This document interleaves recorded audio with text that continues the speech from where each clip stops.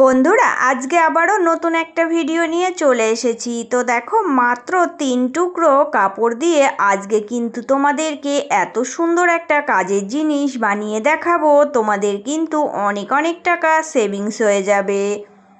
মাত্র 3 টুকরো কাপড় দিয়েই খুবই সুন্দর একটা কাজের জিনিস তোমরা বানাতে পারবে।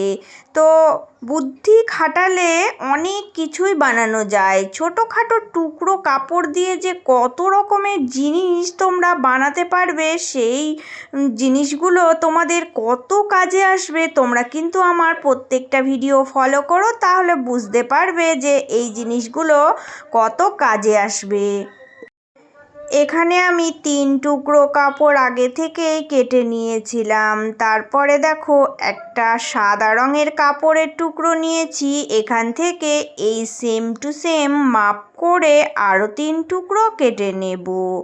তো এই 3 টুকরো কাপড় দিলেই হয়ে যাবে, আর কিচ্ছু লাগবে না, শুধু একটু টেকনিক। তো চলো বন্ধুরা, আমি এখানে দেখো 3টে টুকরো আরও এক্সট্রা কেটে নিয়ে এবার তোমাদেরকে কিভাবে সেলাই করে দেখাবো যে এটা কিভাবে বানাবে। তো দেখো, কাপড়ের টুকরোগুলো আমি রেডি করে নিয়েছি।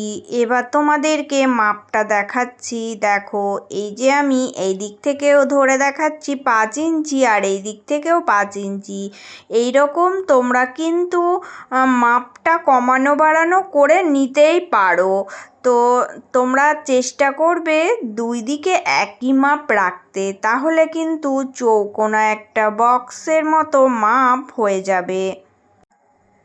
তো দেখো, এবার কি করতে হবে, এবার কিন্তু একটার ওপরে আর একটা আমি এইভাবে রাখছি। তো এই যে 3টে আমি সাদা কালারের কেটেছিলাম, তো একটা ছাপার সাথে আর একটা আমি এইভাবে রেখে সেলাই করব। 1 ইঞ্চি মতো গ্যাপিং রাখবে। চারিকোলটা সেলাই করার সময় 1 ইঞ্চি গ্যাপিং রেখে দেবে, তাহলে ওই গ্যাপিংটা দিয়ে সোজা করে নেওয়া হবে। তো এইভাবে সেলাই করে দেখো রেডি করলাম। এবারের কোণাগুলো একটুখানি কেটে দেবে, একটুখানি কোণাগুলো কাটিং লাগিয়ে নেবে, তাহলে দেখবে সোজা করতে অনেক সুবিধা হবে। তো এইভাবে করে আমি কিন্তু রেডি করে নিচ্ছি। তো এটা দেখো, উল্টিয়ে নিয়ে কি করবে না, যে কোনো সরু একটা কিছুর সাহায্যে এর কোণাগুলো সুন্দরভাবে দেখো ফিনিশিংটা দিয়ে দেবে। তো এইভাবে যে কোনো একটা কিছু নেবে, হাতের কাছে যদি পেন থাকে সেটা দিয়েও কোণাগুলো কিন্তু সুন্দর করে সোজা করে নিতে পারবে। তো সকল বন্ধুদেরকে একটা কথাই বলবো, তোমরা কিন্তু প্রত্যেক দিন আমার ভিডিওগুলো সম্পূর্ণভাবে দেখছো, তার জন্য তোমাদের অনেক অনেক ভালোবাসা। আর নতুন বন্ধু যারা আসো তাদের জন্য রইল অনেক অনেক ভালোবাসা। এবার দেখো, এর যে একটুখানি খোলা মুখ রেখেছিলাম ওটা এইভাবে মুড়ে দেব, দিয়ে আমি কিন্তু এর ওপর দিয়ে সেলাই করে দেব। সুন্দর করে চারিদিকটা একবার যদি সেলাই দেওয়া যায়, তাহলে কিন্তু সুন্দরভাবে এগুলো বসে সেটিং হয়ে যাবে। তাই আমি দেখো এইভাবে প্রত্যেকটা সেটিং করে নিয়ে রেডি করে নিলাম।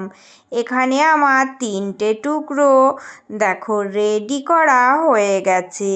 তো এখানে আরও কি কাজ আছে, চলো এবার তোমাদেরকে দেখাচ্ছি।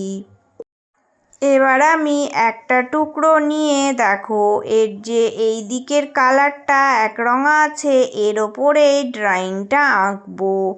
তো কি করতে হবে না, এই যে এই ফিতে ধরে একদম কোণা থেকে 1 ইঞ্চিতে একটা পয়েন্ট করবে। তারপর এই দিক থেকেও 1 ইঞ্চিতে আরও একটা পয়েন্ট করবে। করে দেখো, এই কোণাকুনি এই পয়েন্ট দুটো ধরে একবার এইভাবে করে দাগ টেনে দেবে সোজাসুজি। তো এই দাগটা টানা হয়ে গেলে এই কোণাটা ধরে আবারও যদি এইভাবে সেট আপ করে দাও, একবার যদি হাত দিয়ে চাপ দিয়ে দাও, তাহলে এই দিকের কোণাটাতেও দেখো সুন্দরভাবে এটা ড্রয়িংটা আঁকা চলে আসলো। এইভাবেই কিন্তু কোণার ড্রয়িংটা এঁকে নেবে। আর এইভাবে উল্টিয়ে দিয়ে সুন্দর করে দেখো ছাপটা দিয়ে নেবে, তাহলে কিন্তু কোণাগুলো সুন্দরভাবে দাগটা টেনে দেখো কত সুন্দর এটা চারিদিকে ড্রয়িং হয়ে গেল। তো এইটুকুই আমার কাজ। এবার দেখো কোণাকুনি এইভাবে ধরবে, ধরে আমি যে ড্রয়িংটা এঁকেছি এই ড্রয়িং সোজা তোমরা কিন্তু সেলাই করে দেবে। তো এইভাবেই কিন্তু প্রত্যেকটা কোণা আমাকে সেলাই করে রেডি করতে হবে।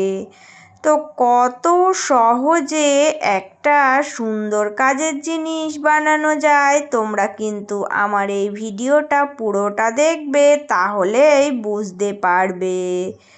তো নতুন বন্ধু তোমরা যারা আজকে আমার ভিডিও প্রথম দেখছো, এখনও চ্যানেলটি সাবস্ক্রাইব করনি, প্লিজ বন্ধুরা চ্যানেলটি সাবস্ক্রাইব করে নিয়ে পাশে থাকার অনুরোধ রইল।